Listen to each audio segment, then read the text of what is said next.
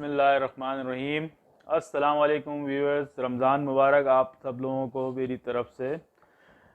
बहुत दिनों बाद वीडियो बना रहा हूँ क्योंकि कुछ मसरूफियात में इतना ज़्यादा मैं बिज़ी था कि वो भी सब इसी हवाले से थी जो मैं वीडियो बनाना चाह रहा था। जो वहाँ पर मुमकिना फ्रॉड हो रहे हैं इस वक्त तुर्की में। अच्छा, पहले तो मैं आप लोगों को ये बताऊं, जो वीडियोस अभी आप लोगों ने शुरू में देखी हैं प्रॉपर्टी की और उसकी जो प्राइजेस देखी हैं और वो जो जगहें देखी हैं, ये मैं वो इमेजेस और वीडियोस डालता हूं प्रॉपर्टी की, अपार्टमेंट्स वगैरह की, जो मुझे पता हो कि ये ऑथेंटिक डेवलपर्स हैं और ऑथेंटिक ज़राए से मेरे पास आ रहे हैं ये अपार्टमेंट्स। तो मैं उन्हीं लोगों की डालता हूँ, ये नहीं कि किसी की भी उठा के डाल देता हूँ। इस पे प्राइजेस जो हैं काफ़ी हद तक जो हैं वो बड़ी सही होती हैं और वही मैं आप लोगों को जो अपार्टमेंट्स हैं जो भी वहाँ पर इसमें से कुछ अता कैंट की हैं, कुछ बेलिक दुजू की हैं, तो वही वीडियोस डालता हूँ। अब यहाँ पर धोखेबाजी क्या है, हमारे साथ क्या हुआ कि हमने प्रॉपर्टी ख़रीदी, मैंने और मेरे एक फ्रेंड ने, जीशान, जो पहले हमारी वीडियोस में भी थे। हम लोगों ने दो अपार्टमेंट्स वहाँ पर ख़रीदे। अब वहाँ पर फ्रॉड कैसे होता है, मैं बेसिकली आप लोगों को ये थोड़ा सा ब्रीफ करना चाह रहा हूँ कि यहाँ से बैठे बैठे बहुत से लोग प्रॉपर्टी में डील कर रहे हैं इंटरनेट के थ्रू, और इंटरनेट पे जो वेबसाइट्स दी हुई हैं तुर्की की प्रॉपर्टी डीलर्स की, उनके नंबर्स दिए हुए हैं। मैं ये नहीं कह रहा कि ये सारे के सारे फेक हैं या सारे के सारे ऐसे ही फ्रॉडिया हैं, नहीं, ऐसा नहीं है। कुछ इसमें अच्छे लोग भी होंगे ज़रूरी तौर पे। और जो हमारे साथ हुआ है वो क्या हुआ है कि हमने दो अपार्टमेंट परचेज़ किए आज से 4 महीने पहले। परचेज़ किस तरीके से किए कि हम लोग वहाँ पर गए हुए थे, हम लोगों को वो अपार्टमेंट्स पसंद आए, हमने वो अपार्टमेंट्स का टोकन मनी दिया, और ये बीच में हमारे एक पाकिस्तानी एजेंट भी मौजूद थे, जिनके थ्रू वो पाकिस्तानी एजेंट हमें लेके गए एक टर्किश एजेंसी पे। टर्किश एजेंसी के थ्रू हमने हमको हमारी उन्होंने डील कराई। जब उन्होंने हमारी डील कराई तो 10% उन्होंने बोला कि एडवांस मनी दे दीजिए आप। हमने बोला कि हम 10% एडवांस मनी दे देते हैं। उसके बाद जो टाइम लिमिट रखी गई बकाया पेमेंट की, जो रिमेनिंग अमाउंट थी उसकी, वो रखी गई 4 महीने की। ये सब हुआ जब हम आ रहे थे। हमारे आने से समझ लें नेक्स्ट डे हमारी फ़्लाइट थी, और एक दिन पहले हमने ये सब डील करी। हमारी भी गलतियां थी इसमें बिल्कुल, और हमारी गलती ये थी कि हमने उसको बिल्कुल थॉरली जाके चेक करना चाहिए था, वो हमें क्या चीज़ दे रहे हैं क्या नहीं। उन्होंने ऑलरेडी हमें दिखाए हुए थे अपार्टमेंट्स, वही हमें पसंद आए थे, और उन्हीं उन्हीं अपार्टमेंट्स की बुनियाद पे हमने जाके उनसे डील करी। हमारे पैसे तय हो गए। एक 1+1 अपार्टमेंट था, एक 2+1 अपार्टमेंट था। हमारी पैसे वगैरह सब चीज़ें जो है वो तय हो गई। हमने वो अपार्टमेंट ख़रीद लिया। ख़रीदने इन द सेंस कि 10% टोकन दे के बुक कर लिया। अच्छा, अब जब हम उनको बोलते हैं कि उन्होंने हमें एक पेपर जो है, जैसे कि ये स्क्रीन पे आप देख रहे होंगे एक पेपर जो मैं आप लोगों को दिखा रहा हूँ, ये कमीशन पेपर इन्होंने हमें ये थमा दिया हाथ में। हम लोगों ने उनसे बोला कि हमें इसकी टापू डीड, यानी जो टाइटल जो होता है टाइटल डीड, उसका टापू दिखाया जाए। तो उन्होंने बोला कि वो टापू जो है फलाना है, ढिमकाना है, और ये कल तक परसों तक आ जाएगा। क्योंकि बीच में जो साहब थे हमारे, जो पाकिस्तानी जो थे, वो हमारे काफ़ी करीबी जानने वाले थे, तो हमने इतना ज़्यादा उस पर वो नहीं किया कि यार ये, हमने बोला जब ये कह रहे हैं कि ये पेपर्स कल परसों में हमें ईमेल कर दिए जाएंगे तो मिल जाएंगे। अच्छा, वो ये सब हमने डील करी, और ये डील करके हम वहाँ से चले गए। जब हम पाकिस्तान आए तो हम बोलते रहे कि भाई ये पेपर की ट्रांसलेशन, जो एक पेपर तो उन्होंने हमें दे दिया था, जो स्टेट एजेंसी का उनका पेपर था, तो वो था सब टर्किश लैंग्वेज में। हमने बोला भाई इसकी ट्रांसलेशन तो भेज दें। उन्होंने बोला जी 1 दिन में भेज रहे हैं, 2 दिन में भेज रहे हैं। ऐसा होता रहा। फिर हमने यहीं पे किसी से पूछा इसमें क्या लिखा हुआ है, तो उसने जो हमें यहाँ पर बताया गया, उन्होंने बोला भाई इसमें तो आपके सिर्फ कमीशन, उनके कमीशन के बारे में लिखा हुआ है, और इसमें आपका कोई जिक्र नहीं है कि आपने इनको कितने पेमेंट दे दी और कितनी पेमेंट बाकी रह गई। तो ऐसा कोई जिक्र नहीं है। तो हमने बोला चले कोई मसला नहीं है, ये तो उनके बीच में जो हमारे जो भाई थे वो उनसे हमारा ताल्लुक जो था, पाकिस्तानी भाई जो थे उनसे हमारा बहुत अच्छा ताल्लुक था। हमारी बात हुई थी कि हम लोग सिफर अपार्टमेंट ले रहे हैं। सिफर मींस ब्रांड न्यू अपार्टमेंट, दोनों अपार्टमेंट ब्रांड न्यू होंगे। अच्छा जी, तो हमें यहाँ आते साथ ही पता चल जाता है 1 से 2 दिन में कि उनमें से जो एक 1+1 अपार्टमेंट है वो ऑलरेडी रेंट पे चढ़ा हुआ है। इट मींस कि वो सिफर अपार्टमेंट नहीं है। जो उन्होंने हमसे बात तय की थी वो एक कमिटमेंट यहाँ उनका आते साथ ही, जब हम पाकिस्तान आते हैं तो पता चल जाता है कि भाई एक कमिटमेंट तो उनका गलत हो गया कि वो सिफर अपार्टमेंट नहीं है।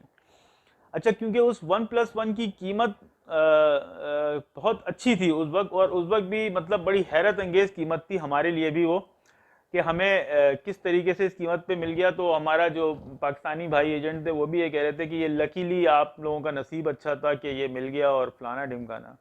जो हमें लगता है वो यही लगता है कि वो पाकिस्तानी जो एजेंट थे हमारे साथ भाई, उनकी कोई ख़ास इन्वॉल्वमेंट नहीं है। ये सारा मामला जो हो रहे थे ये उस टर्किश बंदे की वही टर्किश बंदा ही इन्वॉल्व था, और ये भी हमारी तरह बेवकूफ़ बन रहे थे।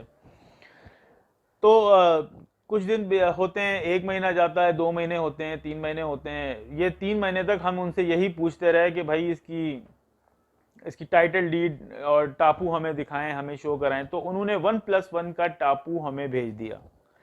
हम मुतमईन हो गए। अच्छा, फिर हमारी उनसे बात होती है कि हम ये जो अपार्टमेंट आपसे परचेज कर रहे हैं, ये बात हमारी उनसे तुर्की में ही जब एडवांस दे रहे थे हम, तभी हुई कि जब हम जो भी हम अपार्टमेंट आपसे परचेज कर रहे हैं ये टर्किश नेशनल का होना चाहिए, यानी कि इसका जो ओनर होना चाहिए वो टर्किश होना चाहिए, कोई फॉरेनर नहीं होना चाहिए। ये कमिटमेंट भी हमारा तय था।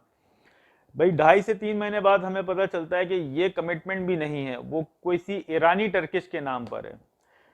3 मंथ्स इस बात को हो जाते हैं। 3 मंथ्स बाद जो है वो हमें फ़ोन करते हैं कि भाई वो आपकी जो रेस्ट ऑफ अमाउंट जो भी आपका रहता है वो आप हमें पे करें और अपने अपार्टमेंट को अपने कब्जे में लें। हम उनको बोलते हैं कि भाई अभी तो इस मामले को 1 महीना रहता है, और हमारी कुछ पेमेंट्स, बल्कि अराउंड 70% पेमेंट्स वहाँ पर, 80% पेमेंट्स वहाँ पहुँच चुकी हैं, और जो 20% पेमेंट रहती है वो हम जब खुद ट्रैवल करेंगे, खुद आएंगे तो अपने साथ कैरी करके ले आएंगे, जो भी उसकी लीगल अमाउंट बनती है कैरी करने की। तो वो हम कर सकते थे क्योंकि हम अपनी फैमिलीज के साथ जा रहे थे। तो वो बोलता है ठीक है कोई मसला नहीं। सडनली कुछ अरसे पहले, 15-20 दिन पहले, हमें ये बात पता चलती है कि भाई वो अपार्टमेंट्स तो आपके बेच दिए। कैसे बेच दिए भाई? वो तो हमें बेचे हुए थे, तो फिर वो किसी और को कैसे बेच सकते हैं?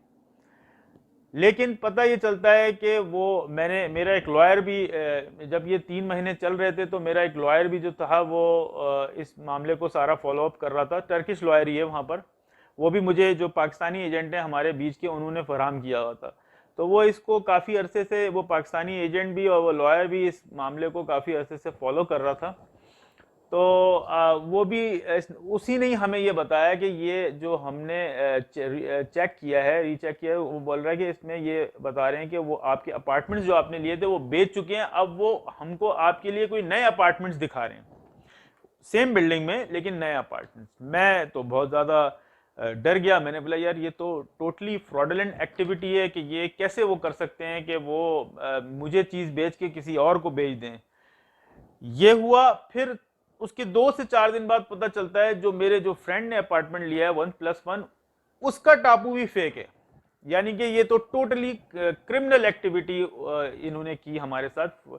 और मैं इसका नाम अभी लेना मैं मुनासिब नहीं समझता कि ये कौन लोग थे, लेकिन मैं लाजमी इन लोगों को ज़रूर मंजर आम पे लाऊंगा इंशाअल्लाह ताला, कि ये, ताकि मैं तो अल्हम्दुलिल्लाह इनसे किसी ना किसी तरीके से निकलने की कोशिश कर रहा हूँ। अभी भी मैं थोड़ा फंसा हुआ हूँ, अभी भी हमारे मामलात, क्योंकि जो हमारे टोकन थे वो सब अभी भी कुछ एडजस्ट नहीं हुआ है मामला सही तरीके से। काफ़ी हद तक हो चुका है और काफ़ी हद तक नहीं हुआ, लेकिन इंशाअल्लाह ताला हो जाएगा। जो हमें हमारे लॉयर्स ने बोला है कि इंशाअल्लाह मोस्ट प्रोबेबली करीब जो है ये मामला भी हो जाएगा, कि टोकन मनी भी आपको मिल जाएगा। लेकिन ये मुमकिना फ्रॉड्स हैं जो टर्की में इस वक्त हद से ज़्यादा हो रहे हैं, जिससे हमें और आपको बचना है। हमें किसी भी ऐसी जो जिसे कहते हैं ना गली कूचे की स्टेट एजेंसी पे नहीं जाना है कोई चीज़ परचेज करने। हमने किसी भी ऐसे शख्स के पास नहीं जाना है जो सिर्फ और सिर्फ प्रॉपर्टी का सिर्फ उसने नाम लगा के बैठा हुआ हो और वो पता नहीं अंदर से क्या हो क्या नहीं हो। हमें किसी ना, जब भी हमें प्रॉपर्टी परचेज करनी है अच्छे डेवलपर से परचेज करनी है, अच्छे लोगों से परचेज करनी है। कोशिश करें कि नई प्रॉपर्टी परचेज करें, ब्रांड न्यू। अच्छा, ये भी मैं आपको बताऊं ब्रांड न्यू प्रॉपर्टी परचेज करने का नुकसान क्या है और फायदा क्या है। ब्रांड न्यू प्रॉपर्टी परचेज करने का फायदा जब आप सिटीजनशिप की तरफ जा रहे हो। जब आप सिटीजनशिप की तरफ $2.5 लाख वाली अपनी जो सिटीजनशिप है उसकी तरफ जा रहे हो तो ब्रांड न्यू प्रॉपर्टी परचेज करने का फायदा है। अगर आप सिटीजनशिप के लिए नहीं जा रहे और आपने वहां पर ऐसी प्रॉपर्टी परचेज करनी है रेंट आउट करने के लिए या खुद रहने के लिए या पीआर, उसके ऊपर पीआर हासिल करने के लिए, तो मेरा नहीं ख्याल, जो मैंने वर्किंग की है, कि उसके ऊपर आपको ब्रांड न्यू प्रॉपर्टी पे जाना चाहिए। उसकी वजह यह है कि ब्रांड न्यू प्रॉपर्टी आप मार्केट से 1.5 लाख 2 लाख लीरा ऊपर में खरीदते हैं और उसके बाद जब आपने तो वो खरीद ली ब्रांड न्यू, लेकिन ऑफ कोर्स जब आप वो खरीदेंगे तो वो उसका टापू डीड आपके नाम पे तो आएगा। आपके नाम पे जब आएगा तो उसका फर्स्ट ऑनर आप हो जाएंगे।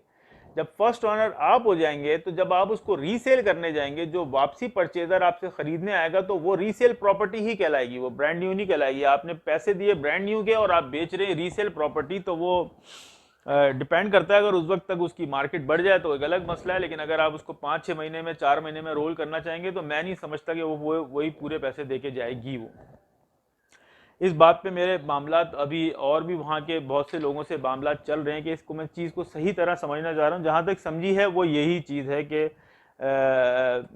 अगर आप सिटीजनशिप की तरफ जा रहे हैं तो must purchase brand new property from the developer, और अगर आप ऐसी पीआर वीआर के लिए जाते हैं तो मेरे ख्याल में रीसेल प्रॉपर्टी आप लोगों को सही पड़ेगी, और वो अगर आप बेचेंगे भी तो वो आपके लिए फ़ायदेमंद है। अच्छा, ये तो मैंने आपको बता दिया कि भाई वहाँ पर जो मुमकिन फ्रॉड्स हो रहे हैं, और ये बहुत ज़्यादा हैं, ये हद से ज़्यादा हो रहे हैं ये फ्रॉड्स।